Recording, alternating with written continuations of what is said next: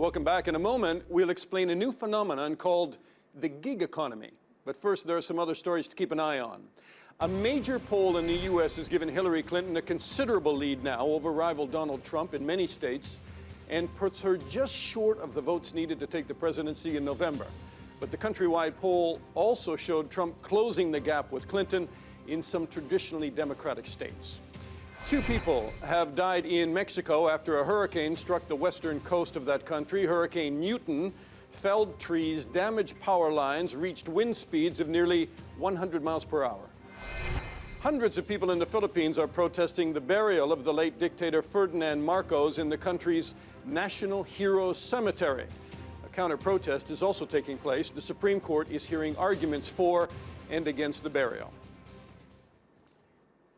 If you haven't heard of the gig economy yet, you might well have used it or know others who are part of it. It includes the growing number of online platforms that connect consumers with an expanding army of independent service providers, people who can do anything from household chores to delivering food or driving you where you need to go. These people are not employees. They are freelance contractors, and critics warn there is a lack of regulation to protect people who are working this way. Insight's Tig Enright has more. The online economy has opened up a world of new opportunities for trade. This is Fiverr. It's a platform connecting buyers with a global network of creatives who can perform a variety of tasks for a fee that starts at just $5.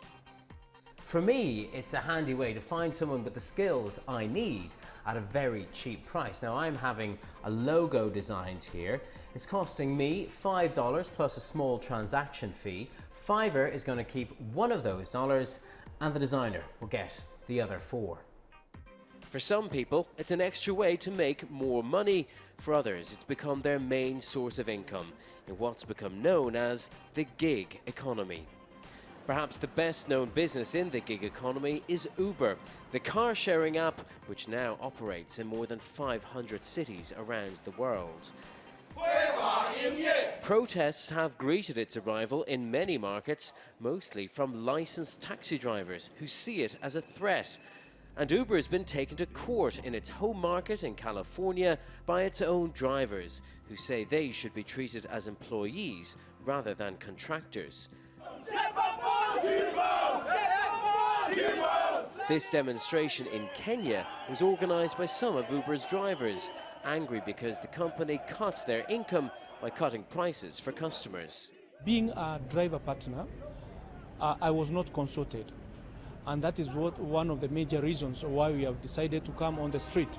Not because we don't love Uber.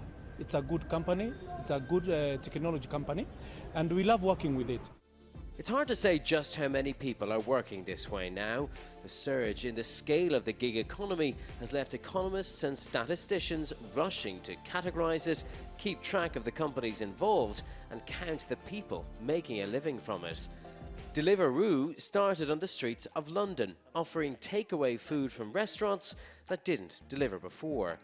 3 years after its first delivery, it now operates in 12 countries across Europe and Asia.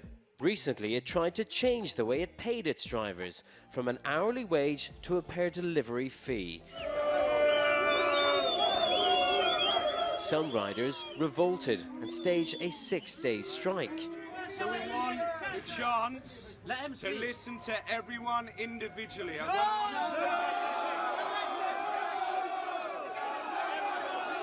And by sticking together, these workers' protests paid off. Deliveroo has promised not to change the pay structure for those who don't want it.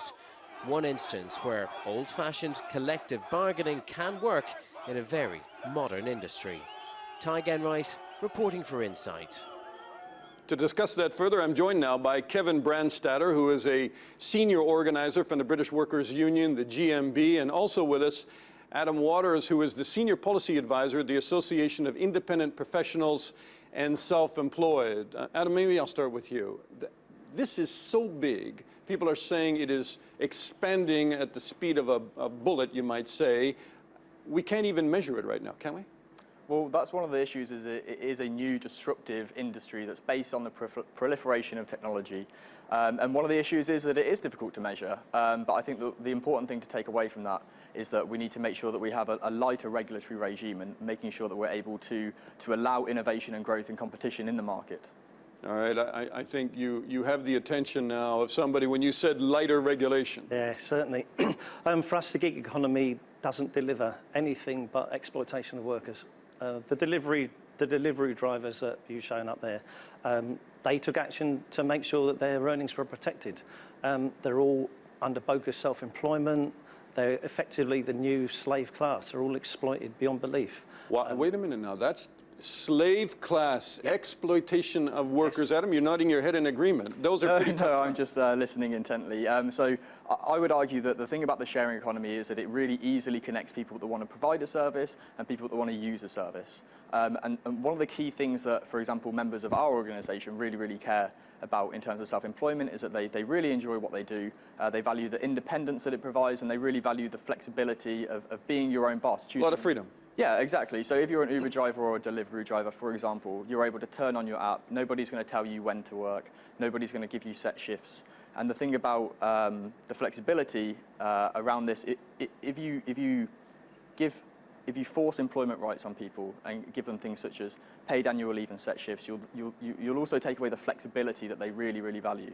Kevin, you've got to address this from a traditional union point of view, in the sense that unions have fought for decades for workers' rights, for health care, for pensions. Suddenly, you can't like any of this. The world has changed. Certainly the world is changing, but that doesn't mean that it's right. Since 2010, 40% of new jobs are under a form of self-employment. And we have 40% is a big number. 40% is a very big number. Many of these are permanent jobs that have been converted to bogus self-employment simply to save the company's money. Many of the jobs that are self-employed are only for labour service. There's nothing. They get no rights. They get nothing. They get no holiday pay. They get no sick pay. And in contradiction to what my colleague here has said, people should have sick pay. They should have holiday pay. It's a right of all workers. The other problem that we've got is that most people working these sort of jobs, their average wage per year is 14,000 quid. Is that a luxury? All these benefits now, the holiday pay? No, not at all. In the West? They are things that we've campaigned for and fought for as trade unions. I think they're an undeniable workers' right. Now, we've done quite a bit of research in the area because we are intent on organising this industry.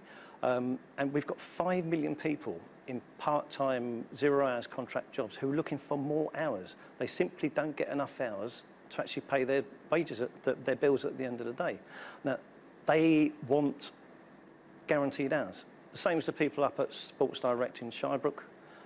They want more hours, they want regular contracts, they want some certainty over their income. Adam, you have Yeah, so I would say to that, you know, I wouldn't support or condone a condition in which people are not being able to earn a minimum wage, or where, as you say, in some cases, I'm sure it is the case that companies are using disguised self-employment in order to get out of paying things like a minimum wage. In those cases, it's appropriate that those cases are looked at, and there are, you know, a host of cases at the moment that are in tribunal where, you know, people are arguing that they are in actual fact employees, and where they are employees, then they should be given employees' rights. But I think it's very it lacks foresight, I think, to class everybody as being in bogus employment and to say that we were talking in the newsroom this morning. What do we call people who work in the gig economy? So we came up with the term, forgive me, of gigsters. But do you talk to people in other countries other than, say, Britain about what they think of this? Other unions? Two months ago, I was at a conference in Vienna hosted by one of the Austrian trade unions, and it focused very much on the impact of the gig economy in countries around Europe. There were presentations by people about the impact on social health care in Andalusia, in Spain, in Berlin, the development of Uber, and Uber trying to effectively put taxi drivers in Berlin out of a job. So it is an international phenomenon. Uber in the United States have been challenged over their employment rights, so it's all over the world. Right, there have been protests, there have been court actions in California against Uber. Adam, I mean, something must be going wrong if there are that many people in the street anxious about it and angry about it. Yeah, I mean, well, this is a new disruptive technology and a disruptive way of working. So it's disrupting established players, it's disrupting the labour market to an extent, but it's also providing consumers with a new, more efficient, better service. That, you know, these services are clearly very popular. And it's also providing people with the opportunity to work flexibly should they choose to. So if you're a student, for example, or if you work a 9 to 5 and you'd also like to work in the evenings as a delivery courier, for example, then you're able to do that. And it's allowing people to access alternative streams of revenue for themselves. Kevin, Adam, thank you very much. The gig economy is emerging, and we're going to be talking a lot more about that. We end with our Inside Bite, a little something that we feel you should know. Today, an example of human error on a big scale. In a hurry, we can forgive ourselves for getting on the wrong bus or train. But when we fly, we expect to know where we're going, or at least we trust that the pilot does. An investigation has concluded that the redirection of an Air Asia flight last year was the result of the pilot incorrectly entering coordinates into the navigation system. The plane left Sydney with passengers expecting to travel to Kuala Lumpur. Now that's more than 6,000 kilometers away. Instead, they only went 700 kilometers to nearby Melbourne.